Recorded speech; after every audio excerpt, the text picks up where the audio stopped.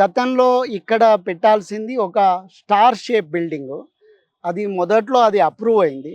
అంటే అమరుల్ని మనం ధ్రువతారలుగా చిత్రీకరిస్తాం కాబట్టి, సో, ఒక స్టార్ షేప్‌లో ఆ బిల్డింగ్ డిజైను, దాని మీద మాన్యుమెంటు.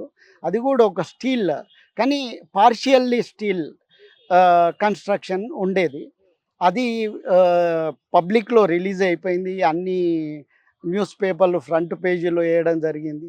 ఆ తర్వాత కొన్ని అనివార్య కారణాల వల్ల కొంచెం పొలిటికల్ ఇది జరిగి డిజైన్ మారిపోయింది. సో, ఆ మారిన డిజైన్ ఏదైతుందో అప్పుడు నేను ఇంకో ఈ ఓవర్ నైట్ ఈ డిజైను అప్పటి సీఎం గారి దగ్గరికి వెళ్ళే క్రమంలో రాత్రి రాత్రి ఒక డిజైన్ చేసిన.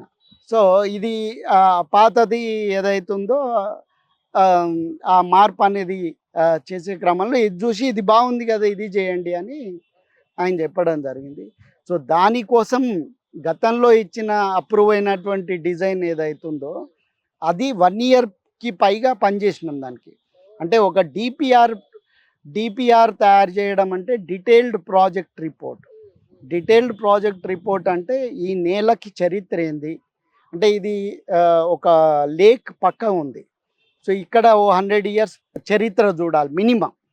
సో, ఇక్కడ ఎవరో ఫార్మర్స్ ఉండుంటారు. పెద్ద గొయ్యి తవ్వి ఉంటారు. లేదా వెల్ ఉంటది.